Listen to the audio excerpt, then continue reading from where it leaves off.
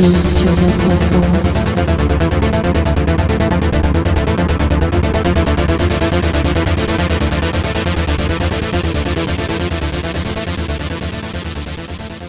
Bienvenue dans J'irai cracher sur votre enfance, le podcast qui malmène vos souvenirs et votre nostalgie. Je suis Burn the Witch. Et moi je suis Nico.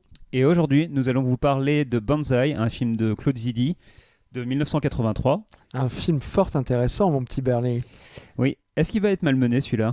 Je sais pas s'il va être malmené, mais il va être disséqué et on va réfléchir un petit peu à tout ce que ça dit de son époque. Eh bien, c'est parti, on va commencer avec quelques petits extraits sonores pour bien vous le remettre en tête, pour ceux qui ne l'ont pas vu depuis longtemps, ou ceux qui ne l'ont pas vu, et comme ça vous verrez à peu près de quoi il retourne.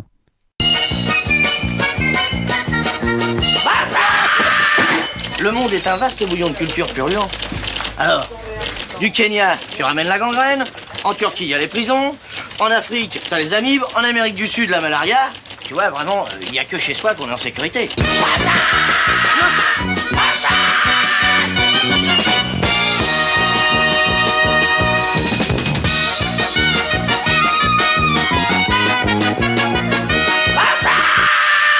Bon, mon cher Nico, est-ce que tu peux me dire comment tu as découvert ce film ? Bah écoute, Banzai, c'est un peu une institution. C'est le film qui passe un peu tous les ans sur TF1. Quand t'es un enfant des années 80, c'est un peu le passage obligé à regarder ça en famille. Un peu comme, tu sais, Le Père Noël est une ordure. Ouais, peut-être Le Magnifique de Broca ou des choses comme ça. Je suis super étonné que tu l'aies jamais vu avant qu'on essaye de le disséquer, quoi. Bah voilà, c'était un espèce de... c'est un trou dans ma filmographie, non pas ma filmographie, mais ma cinéphilie. C'est quelque chose que j'avais jamais vu. Et c'est peut-être pour ça que j'ai passé une enfance relativement paisible. Mais je l'ai découvert ce matin et il y a plein de choses à dire sur ce film et sur son époque. Alors déjà, ça intervient à quel moment dans la carrière de Coluche Alors, ce film, il est calé... Toi qui le sais. C'est une période un peu compliquée pour lui. Donc, quand il tourne le film, il est en pleine dépression. Et pour Coluche, il avait juste fait avant 2h moins le quart avant Jésus-Christ de Jean-Yann. Et c'est juste avant son triomphe un peu critique avec Ciao Pantin de Claude Berry. Donc c'est des années un petit peu contrastées pour lui sur le plan personnel. Donc il est en dépression, il y a le divorce avec sa femme et il a aussi il y a eu sa candidature à la présidentielle de 81 qui s'est finie un peu en eau de boudin avec peut-être même des menaces sur lui. Donc c'est une période très très compliquée pour lui. Et pour replacer dans le contexte, après le divorce, il a des problèmes financiers et donc il accepte de tourner ce film sans même avoir lu le scénar. Parce qu'il a besoin de faire du cash flow. C'est aussi le troisième film qui était dans son contrat avec Pathé. Parce qu'à l'époque, c'était une telle star que Pathé avait misé sur lui en disant on fait 3 films avec toi et tu fais ce que tu veux, en gros. Et du coup, ouais, c'est un peu la fin d'une époque pour lui. C'est un film de Claude Zidi, comme on l'a dit, qui est un peu la cheville ouvrière de la comédie française des années 70 et 80. Ancien brillant cadreur, notamment pour Chabrol. Dans la triplette la de trilogie de feu de Chabrol du début des années 70, fin 60, début 70, avec donc La femme infidèle, Que la bête meurt et Le boucher. Donc 3 excellents films. Et bien cadrés en plus. Et bien cadrés, évidemment. Ce qui ne sera pas le cas forcément. En tout cas, la réal est assez... pas très représentative des années 80. Voilà, elle est assez standard, mais je dirais qu'il y a quand même peut-être plus de cinéma dans les cadres de Zidi que par exemple avec Jean-Marie Poiret, qui est en gros un sniper. C'est-à-dire que l'acteur doit être au milieu de la croix dans la caméra et c'est la seule indication qu'il donne à ses cadreurs et pas beaucoup plus. Mais on reparlera peut-être dans un autre épisode de Jean-Marie Poiret. On aura certainement l'occasion de l'évoquer. Donc tout ça pour dire... Ça parle de quoi ? Alors ça parle de Coluche. Alors Coluche, il fait une sorte d'agent de Mondial Assistance, qui est un décalque d'Europe Assistance. Et il va un peu parcourir le monde pour aider les assurés qui ont des problèmes, des accidents. Et son personnage, c'est un peu un mec raciste, un peu un Français moyen, en tout cas, qui a plein de préjugés. Et on se dit, en gros, qu'en parcourant le monde, il va aller au-delà de ses préjugés, quoi. Eh bien, on se trompe. On peut déjà spoiler Oui, il se trompe complètement. En fait, c'est un peu ce film, c'est une suite de petites scénettes, de petits sketchs qui fonctionnent pas vraiment. Lui, il est en sous-régime. Hein. On ouais. sent qu'il a envie de faire, mais il y a un truc de magie qui prend pas. On sent qu'il est un peu qu'il essaye, quoi. Mais bon. Mais apparemment, son état un peu dépressif fait aussi que il a du mal à faire les gags. Et on voit c'est un film où il n'y a pas énormément d'énergie. C'est assez un mou. peu laborieux, quoi. Hein. C'est assez mou. Et en même temps, ce qui est bizarre, c'est qu'il y a un rythme au film qui fait que tu es vraiment submergé par l'onde d'informations. Parlons de la première demi-heure, peut-être.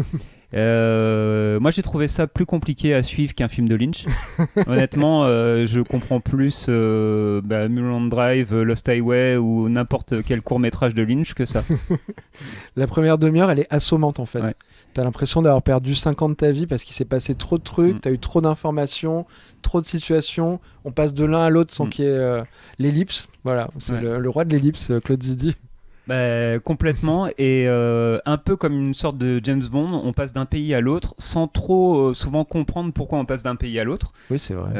C'est souvent ce qui se passe avec un James Bond, tu le regardes et il va dans tel ou tel pays, puis tu te dis j'ai pas compris le scénar, mais ok, j'accepte, il est là, on veut me faire voir du pays, on veut me faire voyager, et c'est du divertissement. D'accord. Tant que tu le vois prendre l'avion, tu fais ok, tout va bien. Donc on peut dire que c'est un film qui est relativement mal écrit. Alors mal écrit dans quel sens? Y a plein de choses qui sont mal écrites. En tant que film tout court, c'est quelque chose qui est assez mal écrit puisque l'histoire est incompréhensible.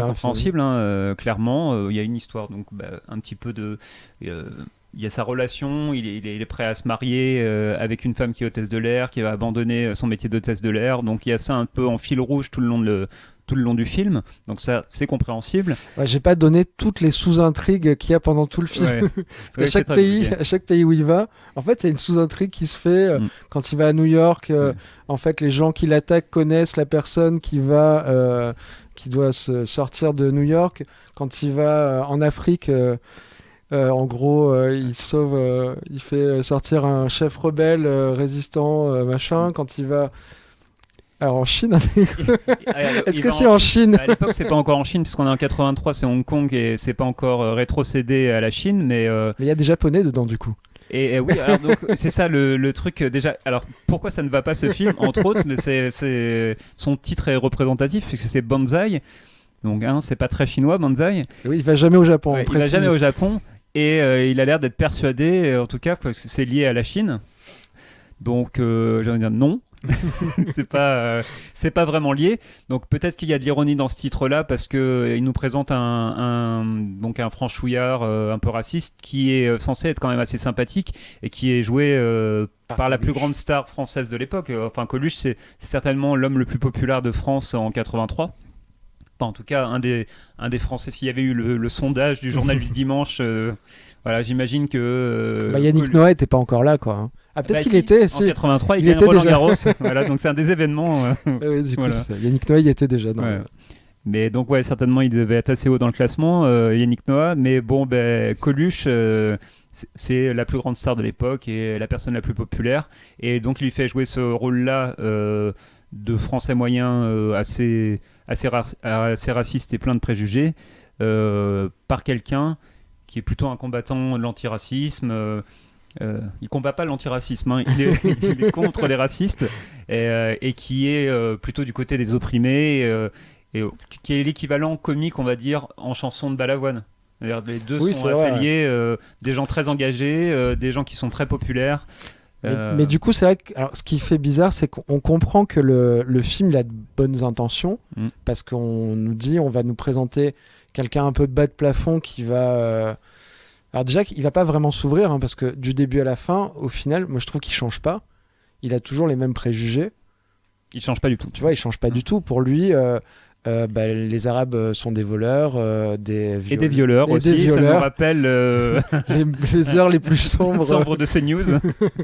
Et du coup, le fait qu'il n'y ait pas d'évolution, peut-être que c'est un peu problématique. On remet pas en question le fait que Coluche soit pas raciste. Toi et moi, on sait très bien, tu vois, qu'il est inattaquable là-dessus. Après, qu'il soit commis dans des projets maladroits au mieux, où en les regardant à notre époque, en tout cas, on puisse se poser des questions et se dire est-ce que c'était la bonne chose à faire pour lutter contre le racisme ? Je trouve qu'on a le droit de se poser cette question et je me la pose. Moi, ça me rappelle un film que j'ai vu très récemment, donc le 3e volet de OSS 117, fait par Nicolas Bedos. Est-ce qu'il fallait faire ce film ? Tu vois, c'est pareil. Non. La réponse est non, et elle est assez claire. C'est aussi un très mauvais film, mais il a même pas le côté peut-être un peu sympathique que tu peux éprouver, parce que le truc qui est étrange en fait avec donc pour rester sur OSS 117, il y a aussi la volonté de dénoncer le racisme, mais c'est fait avec une telle lourdeur que finalement c'est contre-productif. Et ce que tu vois dans le film, c'est simplement des propos racistes avec pas trop de quelque chose pour casser le discours qu'il y a là. Et c'est exactement ce qui se passe dans Banzai. C'est que, évidemment, le personnage joué par Coluche a aussi un côté un peu sympathique et gentil gaffeur, mais il y a pas de changement de mentalité qui se fait. Il y a tous les clichés qu'il a en tête, finalement, sont aussi confirmés par ses voyages. On voit bien que voilà, les Noirs, soit c'est plutôt des mauvais médecins, soit c'est des coups d'État militaires. Les Arabes qu'on voit en Tunisie, ils sont avec leur narguilé et leur thé à la menthe, ou alors c'est des flics plutôt corrompus. Je trouve que la représentation, si je faisais partie des personnes représentées, en fait, même si c'est fait avec de bonnes intentions, moi j'aurais un peu le seum quelque part. Si j'étais arabe et que je voyais dans les années 80 cette représentation qui est faite, je me dirais, les Français nous prennent quand même pour des cons. Et alors du coup ça a de très bonnes intentions. Et tu crois que dans les années 80 on les prenait pour des cons ? Il est possible qu'on les prenait pour des cons et que c'était que dans les années 80 que ça a beaucoup changé maintenant. Maintenant ça va beaucoup mieux grâce à Reda Kateb. mais effectivement je pense qu'en voulant lutter contre ça n'a pas forcément fait de bien au rapport et à l'image qu'on a des Français même au sein de la France. Alors, moi, c'est un peu dur, hein, mais... Ouais. Je voudrais peut-être revenir sur une séquence qui est un peu au début du film et qui est un peu la séquence clé. C'est un peu comme ça que tu m'as vendu le film. Je te dis, je me rappelle d'avoir vu un truc. Il y a cette scène qui est apparemment importante. Mais c'est vrai que ça représente un peu tout ce qu'il va y avoir dans le film. C'est une scène avec un arabe donc qui tient une petite cigarette, voilà, l'épicier l'arabe du coin, voilà. Et donc il y a parle-moi de cette scène. Coluche, c'est un peu compliqué à expliquer. Donc le personnage est en train d'aider à charger une voiture et en gros avec son copain arabe épicier, il va enchaîner tous les préjugés, tous les lieux communs avec l'épicier arabe qui lui rigole aussi avec lui en se disant en fait c'est un peu comme ça en France, si on se chambre ça veut dire qu'on est accepté quoi. Donc il va accepter un peu de se faire humilier quelque part. Même pas quelque part. Hein. Complètement. On est vraiment dans le schéma sketch de Michel Leb. Ouais, qu'on retrouvera après dans le film. Où finalement on se moque d'une ethnie ou d'un peuple et en disant le prenez pas mal quand même, rigolez avec nous et vous verrez, on vous aimera bien. Ouais, c'est de l'humour, ça va. Eh oh, t'es pas drôle toi. Et chose qui va après changer heureusement un petit peu dans le cinéma. Je pense que maintenant quand même on leur demande plus d'accepter ce genre d'humour. Peut-être qu'ils refusent aussi et que... Et ce qui est compliqué, c'est que je pense qu'à l'époque, quelqu'un comme Coluche essaye de dénoncer ça, comme il le faisait dans ses sketchs. Mais il y a aussi le problème en fait, des années qui ont passé. Et quand on a cette fameuse phrase de dire Coluche et des proches, il passerait plus à la télé, il passerait plus à la radio, etc. On peut plus rien dire. En fait, on peut dire plein de choses, mais forcément, avec les décennies qui sont passées, on va les dire autrement pour peut-être faire passer le même message. Mais à l'époque, on le faisait passer comme ça, enfin, en tout cas dans la comédie grand public. Et honnêtement, c'est avec pas mal de recul, c'est quand même très blessant pour les personnes concernées. C'est vrai, et on a quand même le festival Michel Leb, qu'on pourrait appeler au moment où il est donc à Hong Kong, où on a des acteurs asiatiques qui sont doublés par des Français qui prennent un faux accent asiatique. Oui, alors là, ça, le mot sidérant peut être employé pour ça.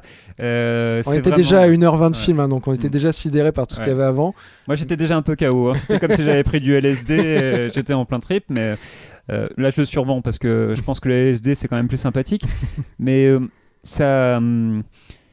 ce doublage-là, c'est vraiment pour les amateurs du site Nanarland. On a vraiment l'impression de voir ça. C'est incroyable de faire ça. C'est autant en plus c'est très drôle aussi. Autant l'américain que l'asiatique, tu vois. Échec et maths. Ouais. Ah oui, il y a un moment, il y a des gens qui apparemment ne connaissent pas les règles des échecs. Ils veulent jouer aux échecs, mais ils connaissent pas les règles. Donc un Américain qui joue, enfin c'est peut-être un Américain ou un Anglais, je sais pas, qui joue avec un Hongkongais aux échecs sur fond de trafic de drogue. C'est incompréhensible de toute façon à ce moment-là ce qui se passe. Ils font une partie d'échecs qui représente leur lutte, quoi. Voilà. Et lui. Bon, c'est pas un très grand joueur d'échecs parce qu'avant il dit échec et maths. Le Hongkongais lui dit bah non. Juste échec. Alors on rappelle aux échecs, quand on dit échec et maths, c'est qu'on est sûr que l'autre peut plus faire de coups. Sinon c'est un peu la honte quand même. Sinon c'est juste échec au roi. T'imagines, t'es dans le jeu de la dame, là, dans le Queen Gambit. Échec et maths. Non, pardon. Non. Regarde les règles, c'est pas ça. J'ai juste bougé ma tour, c'est bon. Donc peut-être que le film mérite d'être vu notamment pour cette scène-là, mais il y a plein de scènes qui sont marquantes, comme la scène du Bronx où on a l'impression vraiment de se faire voler des heures de sa vie, alors que la scène dure peut-être 10 minutes. La scène dure 10 minutes, c'est vrai qu'on a eu l'impression qu'elle durait 1 heure. Il y a une rythmique qui est hypnotisante. Je pense que ça crée des vortex. C'est bizarrement très rythmé comme film et pas du tout rythmé. C'est vrai. Et la fin, un peu comme un James Bond sur un canot pneumatique, quoi. Un canot pneumatique, des embrassades et donc l'écran de générique qui se fiche sur un fond rouge, puisque évidemment on est à Hong Kong. Et on a évoqué le drapeau japonais avec le rouge. Donc tout ça n'a aucun sens, mais comme à peu près tout ce film. Donc je pense que c'est un film qui devait être même très dur à revoir pour Coluche, mais c'est quand même un film qui a eu beaucoup de succès. Enfin, à l'époque, il a fait 4 millions d'entrées en salle. Tu me disais, donc c'est son plus gros succès au box-office. Et je pense que voilà, on a toujours une image, malgré, tu vois, en le disséquant un peu à froid. Avec le recul, j'en parle comme ça, mais je peux pas m'empêcher de le voir aussi comme une Madeleine de Proust, tu vois, c'est aussi mon enfance, et j'ai quand même bizarrement de la tendresse pour ce film, parce que je sais que les intentions n'étaient pas mauvaises à la base, quoi. Mais on a le droit de s'interroger. C'est peut-être il y a toutes les limites du cinéaste qui était Claude Zidi. Donc c'est des films qui sont pas intemporels, mais qui marquent aussi un peu une époque, et tout à l'heure, j'évoquais les différents pays qu'on visite, les voyages et tout ça. Et il y a cette générosité du cinéma populaire français à l'époque. On a l'impression qu'on donne beaucoup de budget pour ces films-là. Comme La Chèvre, où on visite aussi et même sur des comédies, pas que sur des films d'action. Par exemple, tous les films d'action qu'a pu faire Belmondo à cette époque avec De Broca, où il y avait aussi du budget, des effets spéciaux, des cascades et du voyage. Là c'est pareil, on va traverser plein de pays et donc on vous promet quand même de l'aventure pour finalement raconter pas grand chose, mais il y a une certaine évasion quand même qui se fait. C'est pas si mal réalisé que ça, bizarrement. Moi j'ai pas trouvé les cadres honteux, on n'est pas dans une production Besson comme il pourra y avoir après, avec un produit que je qualifierais de dégueulasse dans les productions Besson pour être... c'est un euphémisme. C'est clair. Et donc, on sent que c'est quand même des gens pour réaliser qui ont une certaine culture, mais qui sont aussi très limités. Et il y a aussi des bastons, parce que évidemment tous les pays ont leurs clichés. Donc les bastons, on fait du kung-fu. C'est pas Besson, les bastons. Voilà. Et alors la scène de combat de kung-fu, c'est une des scènes les plus molles que j'ai jamais vues.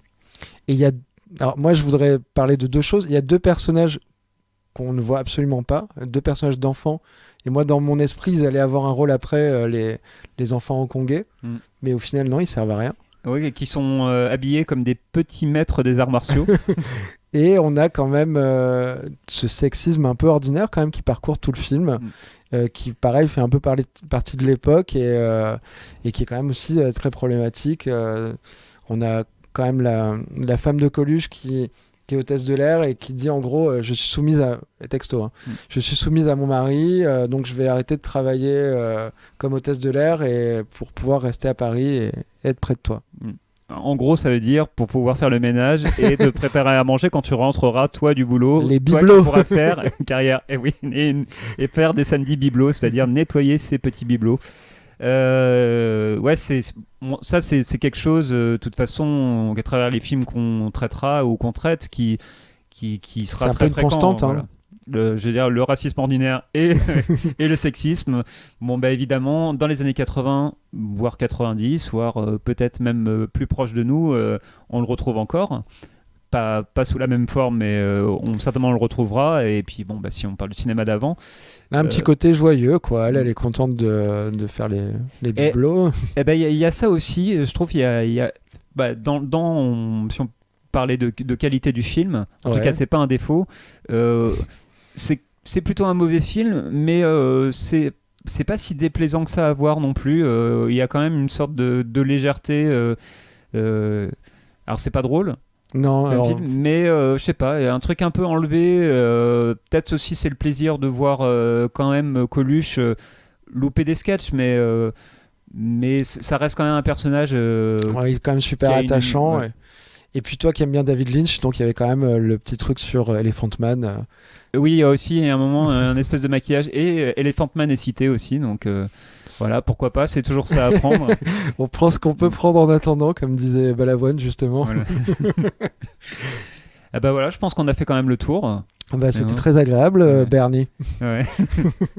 Bon bah Nico, je te dis à la prochaine fois pour un nouveau film et pour essayer de décortiquer un petit peu vos souvenirs éhontés. Voilà, et pour cracher sur votre enfance. Tout simplement.